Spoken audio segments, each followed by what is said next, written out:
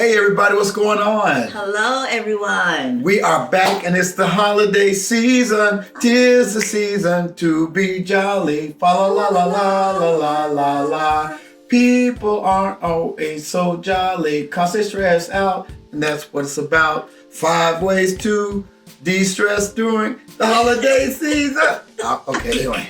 All right, I tried to sing. You see, I tried to be... You tried. I tried some improvisation. So what are we talking about tonight? We are talking about tonight 5 ways to handle stress during the holidays. So that's a real thing? Oh my gosh, it's beyond the real thing. I need to put it on a t-shirt. Yeah, because you just fixed Thanksgiving dinner. You still tired, aren't you? I'm tired. Y'all she had tears in her eyes, and she's like, baby, can we just get away? I'm so tired.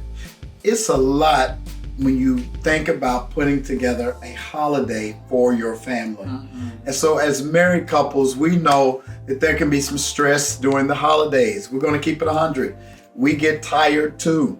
And we want to just have a conversation with you tonight around 5 ways to handle holiday stress. So tonight, as always, we want to give a little disclaimer, and that is... that this podcast is for married and seriously dating couples.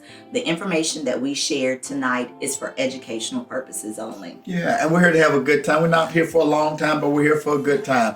And so we want you to tune in to the Naked and Unashamed SLS podcast. Listen, we're on Apple, we're on Spotify, we're on Google, we're on all the podcast platforms. So please do us a favor, like, share, invite some friends, and stay tuned, because when we come back, we're going to be talking about 5 ways to handle stress during the holiday season. We'll see you in a minute. Boss, the plane! Where's it gonna land? Fantasy Island, what's your fantasy? What happens on the island? Stays on the island. Hey everybody, it's that time of year again. It's time for the Naked and Unashamed International Marriage Retreat, June 5th through the 9th, 2025. And this year, babe, we're going to Nassau, Bahamas.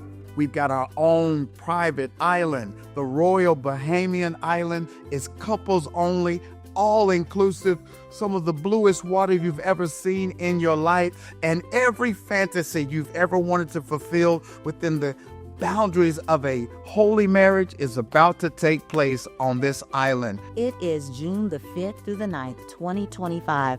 And to hold your spot, go to our website, nakedandunashamedSLS.com. We're going to have beach games. We're going to have vow renewal. We're going to have time to relax as a couple. It's just not going to be just all workshops. So make sure that you sign up today. It's going to be amazing. We're going to teach you how to be creative, how to communicate about the desired future you have as a couple, and how to overcome any kind of shame from your past that prevents you from having a vibrant, wonderful marriage. I cannot wait to take you to the island. Boss, the plane! It's landing. I see it. We'll see you there. Where? Fantasy Island. We made it through the test. Strength and need, love and sex. All right, y'all, we're back for the Naked and Unashamed podcast, and we're talking about what, babe? 5 ways to handle stress during the holidays. The first thing is managing family expectations. There's a lot of expectations when you're married and you have a family. Typically what happens, your family of origin wants you to come back home for the holidays. I remember we had 3 small kids. It was always a challenge packing up those kids. Then you add a dog to the mix. You got to think about a kennel or taking the dog with you. Was that stressful for you, packing up all those kids and getting ready for the holidays? Absolutely, it's stressful. You're talking about 3 children, everything that they possibly would need, and a dog if you didn't put the dog in the doggy hotel. So, all those things that come about just to travel with family. I think one of the ways to resolve some of this stress is to have open communication around those expectations. Oftentimes an offense is when expectations are not clear and left unresolved. So are we going to your folks' house or are we going to my folks' house? or we're going to stay at our own house. And those things, I think early on in marriage, you can kind of determine, this year we're going to, your spouses, the wives, or this year we're going to the husbands, or we're staying at home. But those things definitely need to be decided before the holiday begins. What do you think about setting healthy boundaries as relates to family expectations during the holidays? Where do boundaries come into play for the holiday season? Well, I think the boundaries sometimes are if people are going to stay at the house, or if, who's going to do what. Or if you invite somebody over. Or if you invite someone over that you didn't know that was coming, or even if there are, extended family that you really weren't expecting to come, and they might, just be a little more jolly during the holiday. Both of us come from pretty big families. Mm-hmm. You're bigger than mine, but we love being around our family. Yes, definitely. Even with that, it's still necessary to have good, clear communication. Mm-hmm. I'm gonna give you a prime example. So one time I invited somebody over for dinner, and I misread my wife's cue, and I invited somebody over, and she's like, "Oh, I didn't know you were inviting them." And I said, "Well, babe, I'm sorry. I thought I heard you say."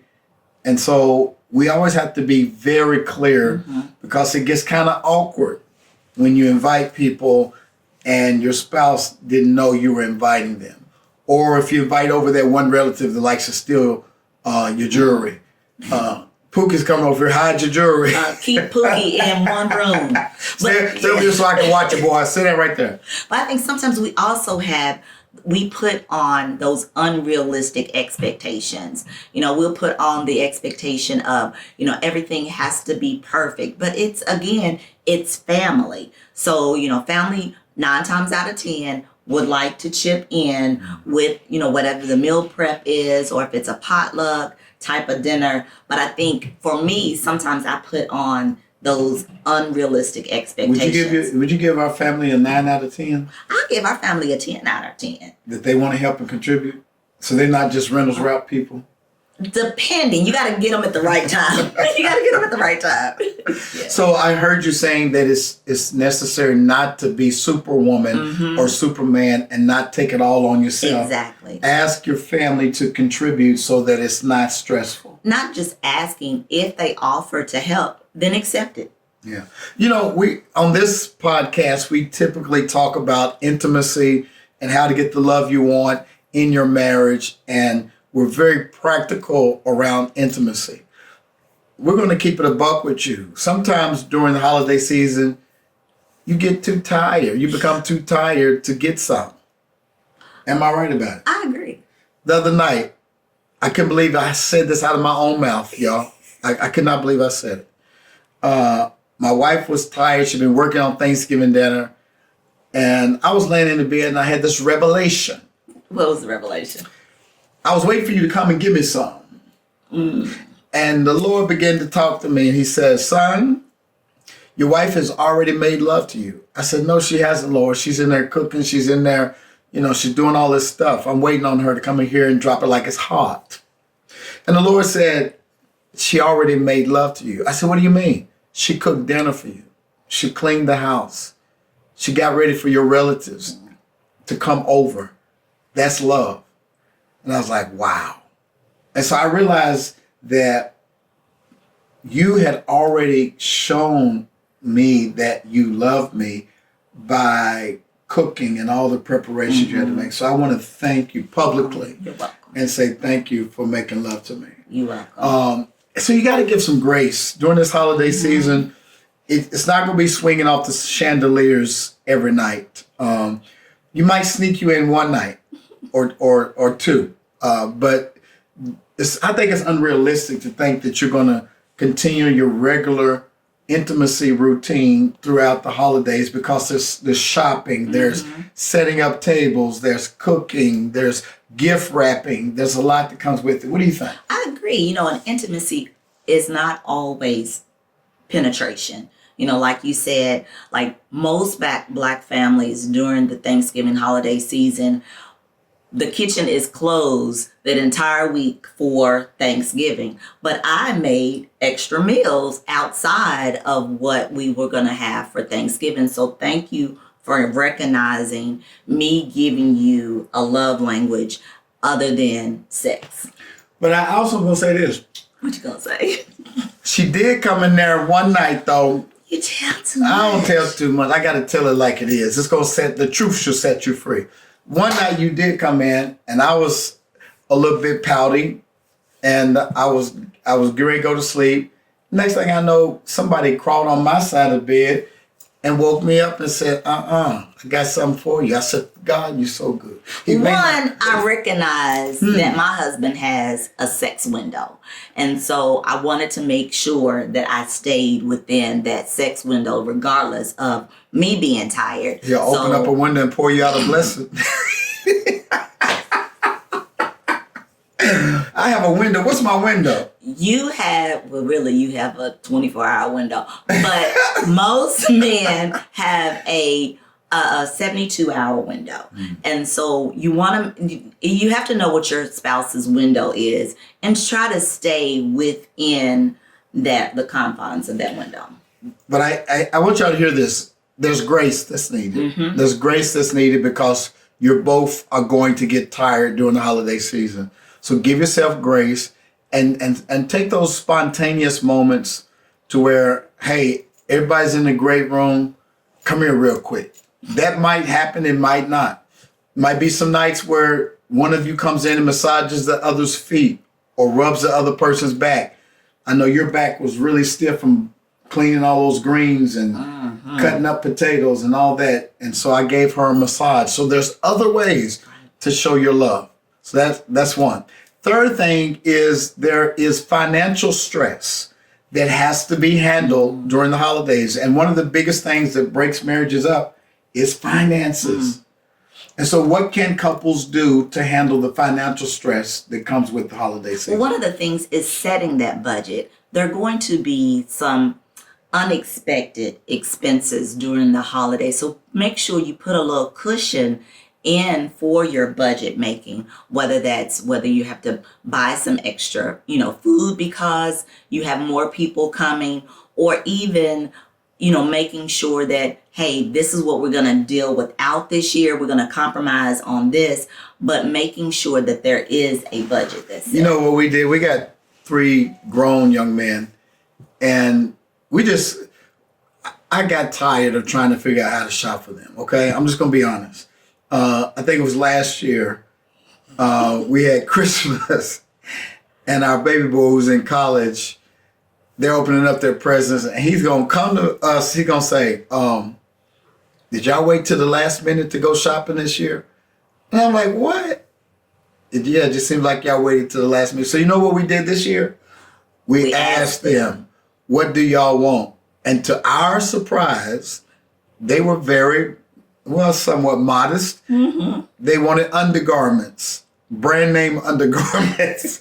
But it helped narrow it down because I'm not going to go broke trying to figure out how to shop for grown folk. Mm-hmm. So we are being more realistic this year and getting practical gifts, getting some, stocking stuffers. Mm-hmm. But the biggest part for us is just being in the same house and enjoying one another and playing games. What else can people do? You set a budget. Mm-hmm. We ask them for some practical ideas. Anything else as it relates to financial stress?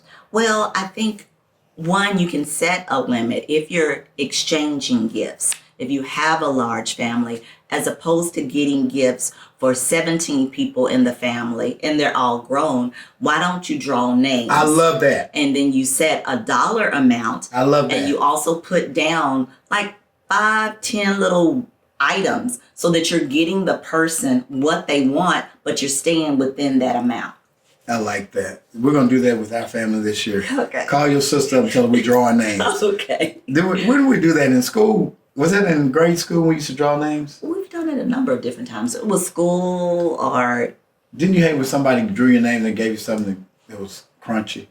Or somebody regifted a gift, yeah. Anyway, so that's the way you can handle managing family expectations. What do you do when you're too tired for intimacy? and the financial stress. The fourth thing we want to talk about is what do you do when you have different holiday traditions?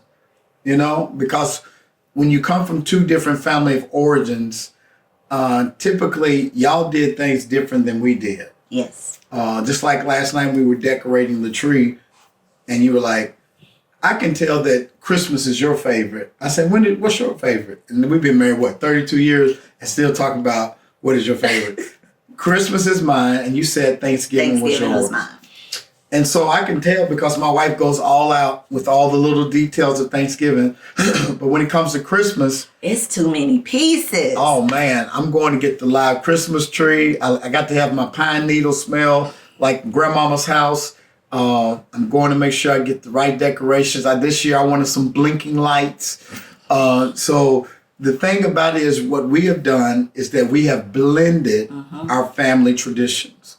So Rhonda took a little bit from Louisville. I took a little bit from Russellville, Kentucky, and we blended those together. And we've also come up with our own traditions. Yes, definitely. Like on Christmas Eve, everyone comes together in our pajamas. We have food, we play games, we open up one gift. And that is something that we've been doing with the kids since they were little. So yeah, that's one of the... I'm sorry, but there's one thing that did not carry over from either one of our Christmas traditions. You know what it is? About telling the kids about Santa Claus? No, waking up early. Oh, those jokers would not. Do y'all remember? Come on, talk to me, y'all. Do y'all remember when we were kids? What did you do on Christmas Day? You woke up at 4 o'clock in the morning. You woke up that early? Did Santa Claus come yet? I'd look down the hallway, Rhonda, and I would see that the cookies had been eaten, and I saw some shiny presents on the tree. I'd hunch my brother, get up. And we'd go running, wake my sister up, and we'd be up at the crack of dawn playing with our presents.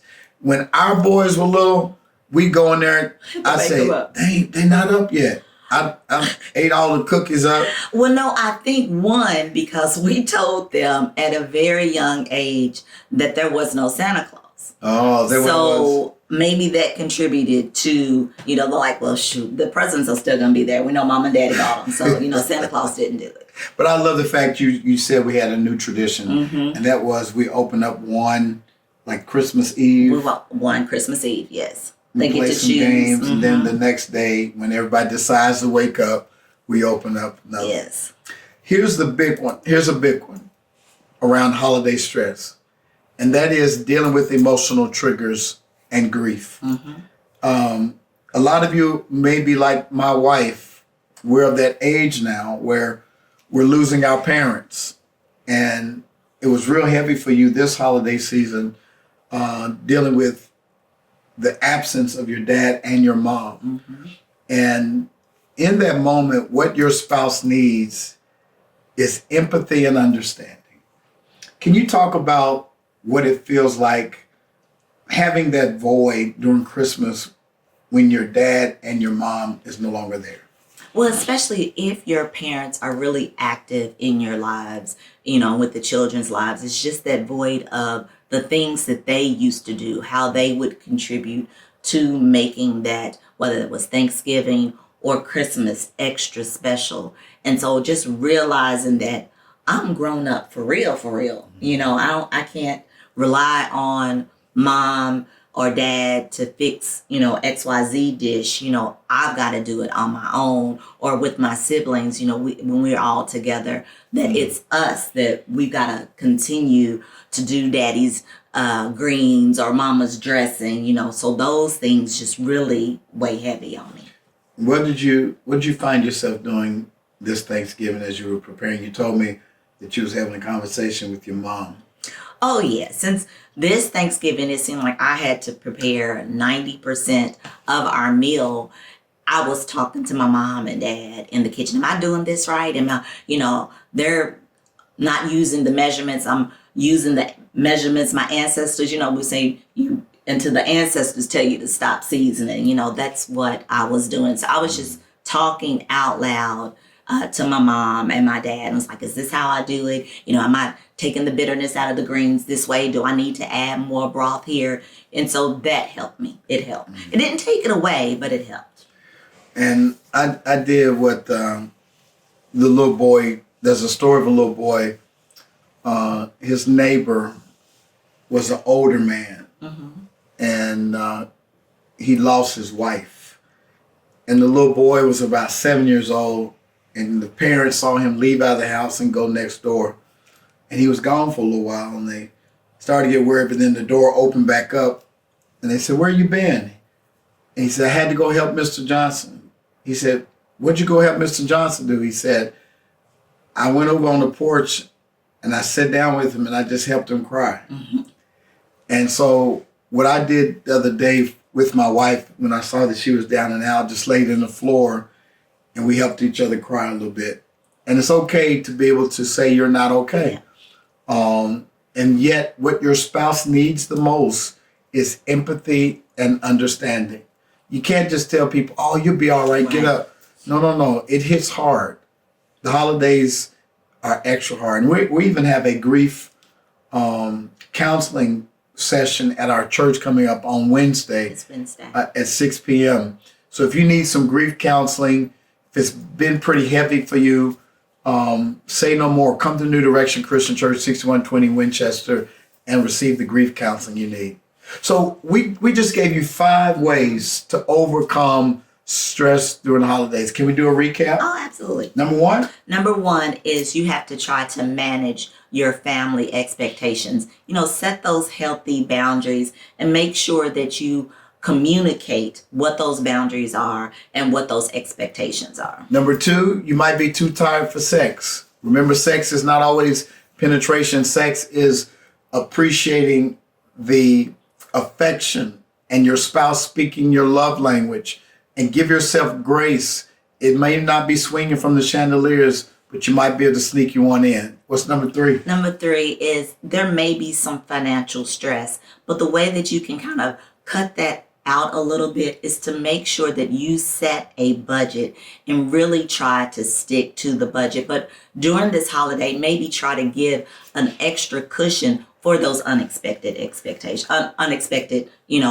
financial obligations. Number 4 is different holiday traditions. Your family has their way, her family has their way, but you got to figure out your way. You got to create some new family traditions.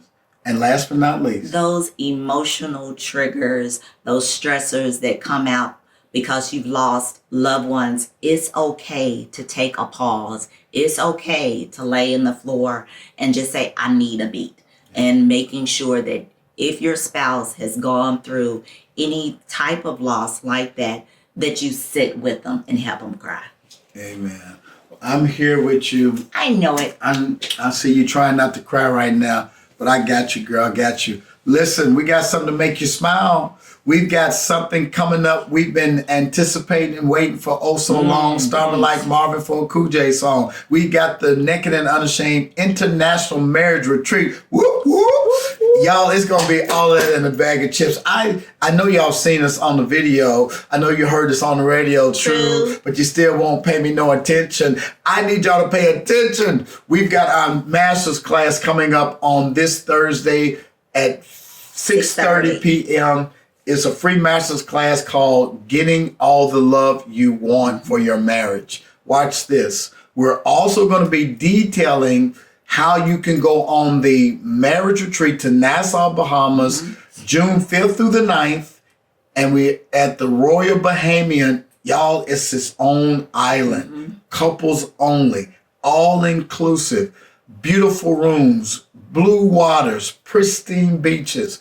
And Rhonda and I will be teaching you on how to involve fantasy in your marriage to fulfill the fantasies. And a lot of y'all say fantasies in Christian marriage. Yes, all fantasies are the desires that you have for intimacy at a higher level in your marriage. Your biggest sex organ is what, babe? It's your brain. It's your brain.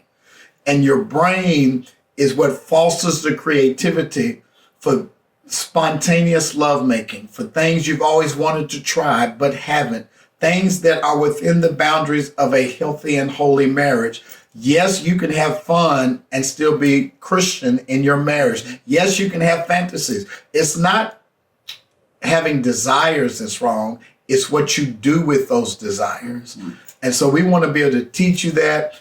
Come join us for our master's class on this Thursday. How do they sign up for it? It's this Thursday, December the 5th. Please go to our website, www.nakedandunashamedSLS.com. On the menu at the top, you'll see master's class, and just click on that tab. Click on that tab. Click that tab. Click that tab, and come and be a part of our master's class. We're anticipating about 60 couples that are going to go with us to Nassau, Bahamas. We want you and your spouse to be one of those couples. Don't you want to go? We're going to have a fun time playing beach games. We're going to be dancing. We're going to be laughing. We're going to be teaching you new techniques on how to take your bedroom to a whole nother level. It's going to be some fire. And what happens on the island stays on the island. So you need to get on that island and come be a part. And it starts this Thursday at 6:30 for our free master's class. Listen, we just appreciate you so much. If this helped you, would you please leave some comments in the comments section? Would you please subscribe? And don't forget to go to www.nakedandunashamedSLS.com and register for that free master's class so that you can find out about the International Marriage Retreat. Anything else? Oh, if indeed you are looking for a community, we have a community of married couples that are striving to stay married, not just be married on paper only. Stacy and I do coaching and counseling. We do some meetups. There's a discount on our international and domestic retreats. If that is something that you may be interested in, please go to theedencircle.com and check us out there. All right. Listen, we love you guys. It's the holidays. The holidays. Did you try to sing a song? I was, but I forgot it. Yeah, I have one for next time. Listen, it's the holiday season. We want you to have a stress-free holiday. So go back and listen to these steps. Share this podcast with your married couple friends so that they can de-stress during the holidays. And we will see y'all tonight, 8 o'clock. Are we going to do 8 o'clock tonight? Yeah, hopefully we will. But if nothing else, please share this with your friends. We love you guys, and we'll see you next time.